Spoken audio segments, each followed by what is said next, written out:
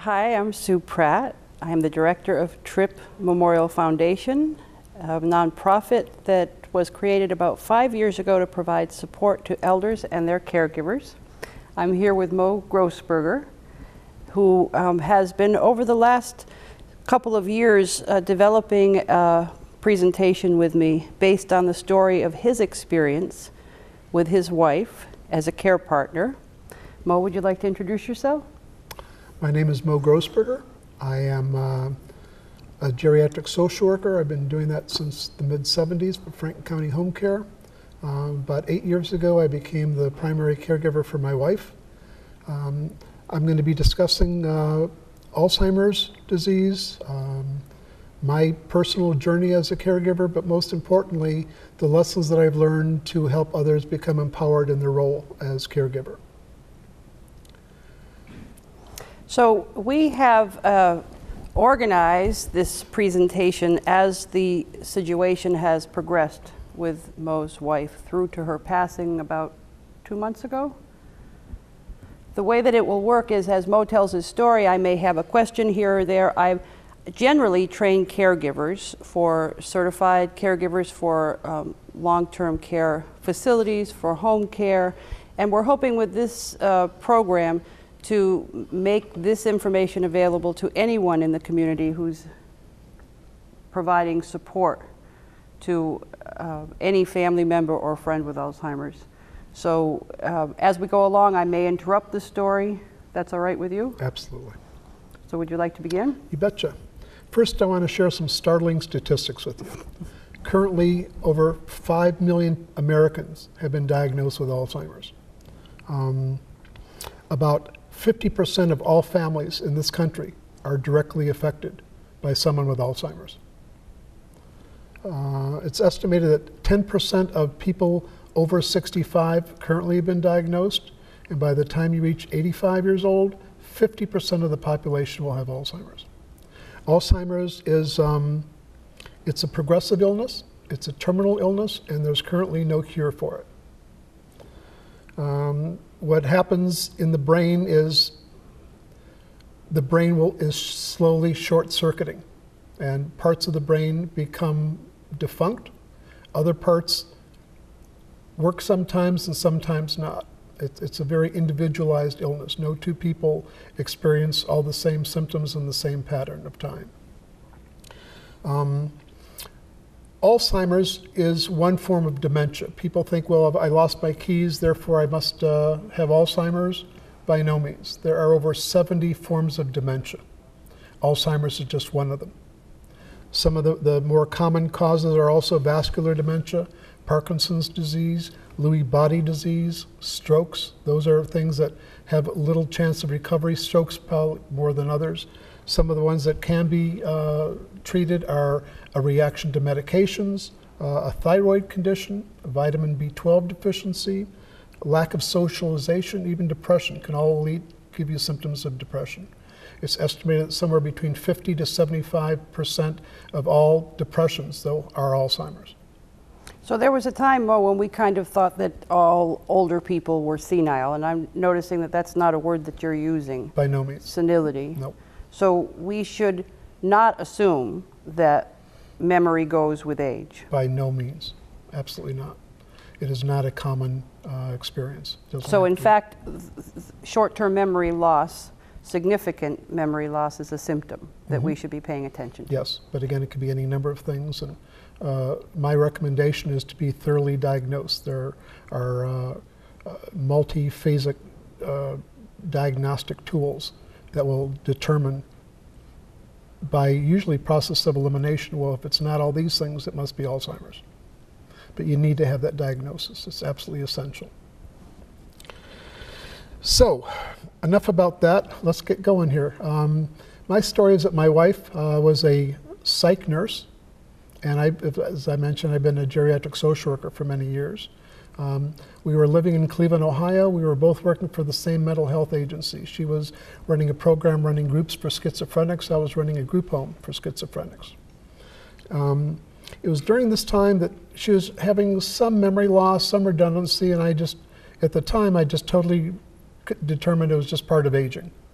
How old was she, Mo? She was 68 years old when she first started displaying some symptoms. And when you say redundancy, you mean asking the same questions Yep, over and over, absolutely. saying the same things? Yep. So the agency that we worked for handled it, I felt, quite poorly. Again, it was a mental health agency. One day, the human resource director came into the room, into Jeannie's office, closed the door. She said, "The staff is very concerned about your memory, and we've determined that you need to be assessed. We've scheduled an appointment for you. Should you fail to have this assessment, we're going to have to fire you." It was totally lacking any kind of sensitivity. She did go, she was assessed, and the original diagnosis was anxiety, depression, mild cognitive impairment, slight memory loss, and the loss of executive functioning, which is the ability to follow complicated tasks such as balancing a checkbook, following a recipe, things that had many steps to them. At the time, they ruled out Alzheimer's.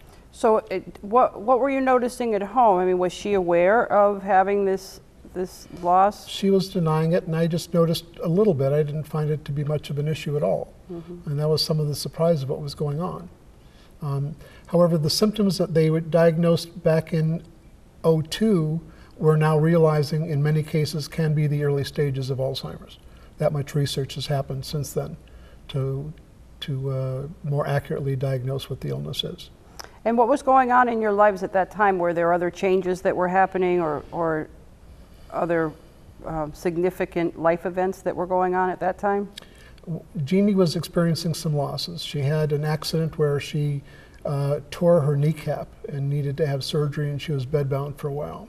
There were other losses. My father passed away, a dog of ours passed away, and she started to slide into a depression. That, plus knowing that where she was working, was very concerned about if she could return to work again or not, just sunk her into a very, very deep depression. So what we know is that sometimes the loss or the changes are so slow and incremental that we don't, as family members, the closest people, don't notice these changes. It's not, what you're saying is not that unusual, that it would be at work in a very focused situation where that's more obvious than it would be at home, because we kind of modify without even noticing that we're doing it. Sure, exactly. Yep. So then what happened? Well, in 2003, we came to Massachusetts for our granddaughter's high school graduation. And our son said to us, "Well, if you guys love Massachusetts, why are you still living in Ohio?" And I turned to Jeannie and I said, "Let's move. Are you okay with that?" She said, "Sure." So she was at this point retired. I had the type of job that I can take anywhere in the country. So we decided to move. At this time, Jeannie's depression was so great that she pretty much stopped functioning. I would get her up in the morning and get her washed and give her breakfast and try to come home during lunch to give her some lunch. And when I came home in the evening, she'd still be in her pajamas and she'd be crying and she'd be in a dark room, and that was pretty much what her life was. When we made the decision to move to Massachusetts, we had a 10-room house in Cleveland. We were moving to a 5-room house in Coleraine. And I was the decision maker as far as what we're going to keep and what we're going to get rid of. Jeannie was absolutely incapable of even packing a single box. So it was all up to me. Fortunately, one of her daughters and her boyfriend came and helped us like the last week get things ready, and we had a caravan moving to Massachusetts. When we came to Massachusetts, the property that we bought had been rental property, and it was pretty funky property. And surprisingly, Jeannie came alive. And she looked around the house, and the interior decorator became alive and said, "Well, we can do this and we can do that." And for about the next year, she was calling the shots on how we're going to fix the house up, which is absolutely surprising, because usually when people, especially older people, especially with some sort of a cognitive impairment, move, there's usually a 2 to 3 month period of adjustment before they even know what's going on. She just came alive again. It was spectacular to see this happen. So let me say this a little bit about that. What was happening maybe was that Jeannie was learning new information. She wasn't having to recall where she put something or what it was for or the meaning of something. So she was actually being given the gift of a blank slate. And I'm sure a very supportive person who you must have done most of the real work, letting her pick colors, letting her make choices. Sure. within the realm that she could. But it is true that something like a move can be a cause of depression. But in this case, what you discovered, surprisingly, she came alive again. she really didn't have to remember where she put something because she had never put it there before. And we had boxes where we were keeping everything in anyhow. And were you working at this time? No, I was considering retiring. I tried that, and I ended up getting very, very involved in different community services. I got very involved with the local senior center and politics in Coleraine and just some other functions. And in retrospect, I very well could have been doing some of this just so I didn't have to be with Jeannie all the time. I don't really know. It's something I'm examining currently. Mm-hmm. But Jeannie could be home alone? Yeah, she was doing pretty well with that. And then I was offered a position at Cooley Dickinson Hospital. And I was a little nervous about that, but she had not yet been diagnosed with Alzheimer's. And she was perfectly okay being by herself. And we have a dog, and she would sit and read catalogs, and that was pretty much her life. In a relatively short period of time, though, I started noticing more and more dysfunction going on. Now, was Jeannie driving at this time? She was driving. She drove maybe 4 times in the last year. One of her stories was she said, I knew when I was coming back to Coleraine and I saw the sign that said, "Welcome to Vermont," that I probably missed a turn somewhere. What happened with her driving, we had applied for a handicap placard, and the physician checked off the box on the back that says, yes, this person should be retested. The doctor felt that anyone over 70 should be retested, and unfortunately she failed the test miserably. Unbeknownst to me, she wrote a letter to the state requesting the opportunity to take driver's ed so she could retake the test, and they granted her that. And then one day she shows me this letter saying it's okay for driver's ed. So she took driver's ed, she took her test a second time and failed it even worse than the first time. At that point, her car was parked.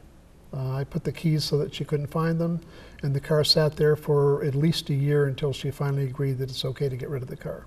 That was a very, very hard thing. Plus, living in a rural area, you're really, really isolated if you can't have transportation.